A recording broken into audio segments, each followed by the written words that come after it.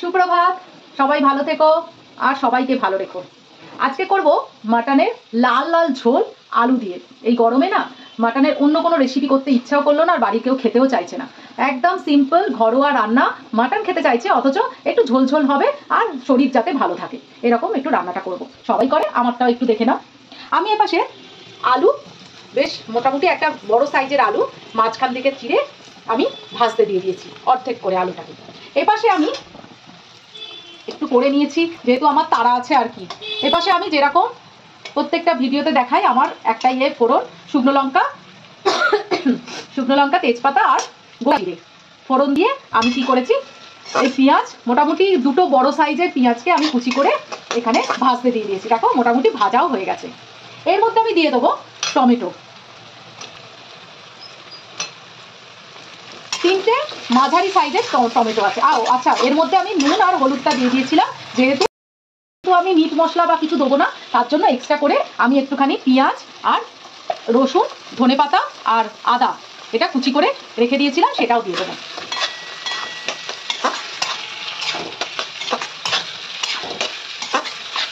Mutton তো একদমই পাতলা পাতলা হলে না ভালো লাগে না, একটু পাতলা হবে অথচ খেতে ভালো লাগবে, নাহলে আর মাটন খেয়ে লাভ কি, চিকেনের স্টু খাওয়াই ভালো। আমার এটা ততক্ষণ ভাজা হোক, আমি মশলাটা করে নেবো। আচ্ছা, এখানে আমি মাটনটা সেদ্ধ করে রেখে দিয়েছি, একটা সিটি দিয়েছি, বেশি নয়। এখানে চর্বিটা আলাদা করে তুলে রেখে দিয়েছি। অন্যদিন হলে চর্বির বড়াপুরি বেশ ভালো লাগে খেতে, কিন্তু আজকে কি করবো, ঝোলের মধ্যে দিয়ে দেবো, লাস্টের দিকে দেবো, ওই জন্য আলাদা করে রেখে দিয়েছি। আর এটা মাটনের স্টকটা। মশলার ক্ষেত্রে দেবো রসুন একটু বেশি করে নিয়েছি, আদা একটু কম নিয়েছি, 4টে শুকনো লঙ্কা, আর কোনো লঙ্কা দেবো না, শুধু কাশ্মীরি লঙ্কার গুঁড়ো দেবো, সেটা তো কালারের জন্য, জিরে আর ধনে, আর এখানে দুটো বড় এলাচ, দুটো ছোট এলাচ, দুটো লবঙ্গ, আর দুটো ছোট্ট মাপের, এইটুকুনি ছোট ছোট মাপের আমি দারচিনি নিয়ে নিয়েছি। এটাই আমার মশলা, আর কোনো মশলা দেবো না এক্সট্রা। এটাকে পেস্ট করে নিই, নরম হয়ে গেছে। এইবারে আমি যে মশলাটা পেস্ট করেছিলাম মিষ্টিতে, সেটা দিয়ে দিচ্ছি। এটা দিয়ে দিলাম। এবার মশলাটা একটু কষতে থাকবো, মাটন তো একটু বেশিক্ষণ না কষলে না হয় না। আচ্ছা, এর মধ্যে দিয়ে দেবো একটু চিনি। আজকে চিনিটা মশলার সঙ্গে নিতে ভুলে গেছি, ঠিক আছে, মশলার সঙ্গে দিয়ে দিয়েছি, ওর মধ্যেই হয়ে যাবে। দেবো এর মধ্যে কাশ্মীরি লঙ্কার গুঁড়ো, কোনো মিট মশলা কিচ্ছু দেবো না, যেহেতু ঘরোয়া ঝোল হবে।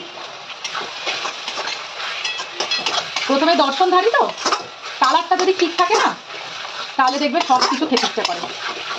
রেস্টুরেন্টে গেলে আমরা যখন ওয়েটারটা দেয়, তখন আমরা কি করি, প্রথমে যে খাবারটা দেখেই বুঝি না যে বাবা মনে হয় খাবারটা ভালো হবে, তারপরে তো টেস্টের ব্যাপার।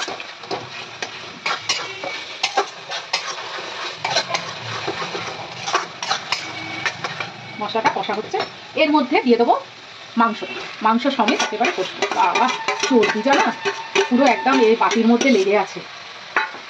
খাবো আর মোটা হবে, খাবো আর মোটা হবে।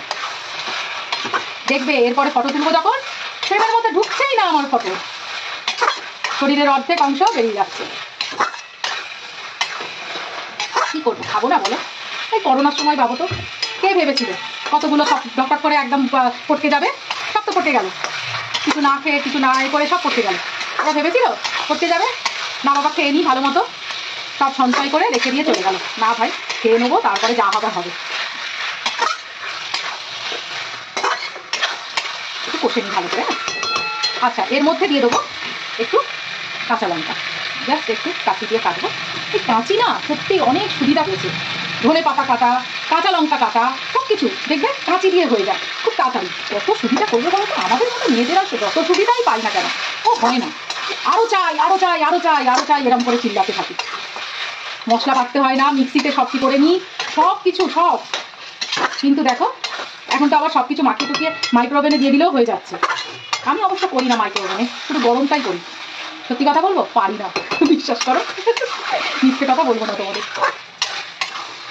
আমার যেন মনে হয় গ্যাসের উপরে করে এইরকম ভাবে কষে করলেই যেন ভালো লাগবে তরকারি। যেটা পারি না সেটা বলতে অসুবিধা নেই, পারি না, কি করবো, আমার মাইক্রোওভেন আছে, তাও আমি পারি না। গরমই ঠিক আছে। কে কো আমি দেখবে আমি গ্যাসে করি, পারবো না কি করবো, যদি এদিক ওদিক হয়ে যায় কাঁচা থাকে ভেতরটা তাহলে কি হবে, একবার শিখে নিতে পারলে হয়ে যায়। ওই যে কুড়ে নি দেখো কেমন লাগছে বলো তোমরা। কেন আলাদা জিনিস। আচ্ছা আমি যেমন অন্যের বাড়িতে মাটন চিকেন হলে লুচি হলে সব গন্ধ পাই, আমার বাড়িতে যখন রান্না হয় অন্যরা গন্ধ পায় কি জানো, জিজ্ঞাসা করতে হবে। হ্যাঁ তোমরা তো পাচ্ছ না আমি জানি, কিন্তু দেখতে পাচ্ছ তোমরা।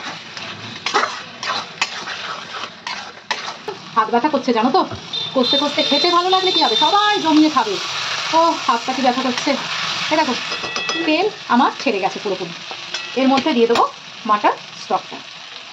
আমি কিন্তু অনেকেই করে কি আগে কষিয়ে নিয়ে তারপরে প্রেশার কুকারে সিটি দিয়ে দেয়, আমি ওটা করি না, আমার যেন কীরকম একটা টেস্ট পাই না। এই যে কড়াতে এতক্ষণ ধরে কষলাম এটার আলাদা টেস্ট হয় আমার মনে হয় ব্যক্তিগতভাবে, তোমাদের কি মনে হয় জানি না। তাড়াহুড়োর সময় তো অনেক সবাই তো তাড়াহুড়ো আছে, তাড়াহুড়োটা আমার নেই, ওই জন্য আমি এরকমভাবে করলাম, আমি সাধারণত এরকমভাবেই করি। আচ্ছা এর মধ্যে দিয়ে দিলাম, যেহেতু ঝোল হবে দিয়ে দিলাম, সব দিয়েছি তো, সব দিয়েছি। এর মধ্যে ঠিক এই মাটন স্টকটা দিয়ে দিলাম, তার মধ্যে এই যে মিক্সি ধোয়া জলটা দিয়ে দিচ্ছি। আর একটু ঝোল করবো কি বলো, ঝোল ঝোল হবে তো, না বেশি হয়ে গেলে আবার পুকুর হয়ে যাবে।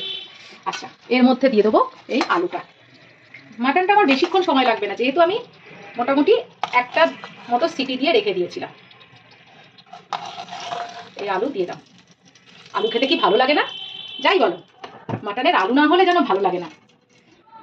এরপরে আমি যেরকম ভাবে করি এই যে ধনে পাতার ঠ্যাংটা ধরে কাঁচি দিয়ে ফটাফট কেটে দিই, কি তাড়াতাড়ি হয়ে যাচ্ছে না দেখো। এই দেখো ঠ্যাংটা ধরে কেটে দিলাম, ধনে পাতার থেকে এই ডান্ডিগুলোর না বেশি টেস্ট হয়। আর এই এবার মাটন আমার হতে থাকুক, একটু ফুটে উঠলে তারপরে আমি চর্বিগুলো দেবো।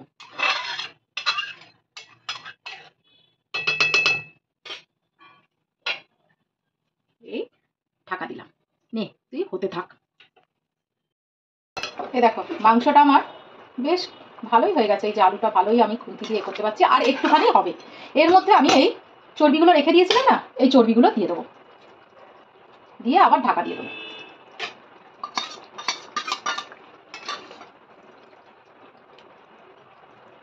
আগে দিলাম না কেন জানো তো, চর্বিগুলো না একদম গলে যায়, ওই জন্য একটু পরে দিলাম, হয়ে হয়ে আসবে তখন দেখবে চর্বিটা দিলে মুখে পড়লে বেশ ভালো লাগে।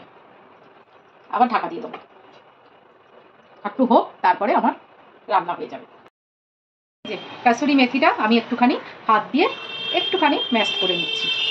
এইবারে আমার দেখো মাংসটা দেখো, এই দেখো মাংসের কালার দেখো, বলেছিলাম না একটু ঝোলঝোল করবো, সেই ঝোলঝোল করেছি। আর চর্বিটা দেখবে এই দেখো, এবার তোমরা বলো চর্বিটা কেন লাস্টে দিয়েছি, দেখো চর্বিটা যার মুখে যাবে সে কিরকম লাগছে বলো, তোমাদের কেমন লাগছে। এই দেখো চর্বিটা আস্ত আছে একেবারে। এই আমার ঝোল হয়ে গেছে, লাস্টে আমি কাসুরি মেথিটা দিয়ে নামিয়ে নেবো।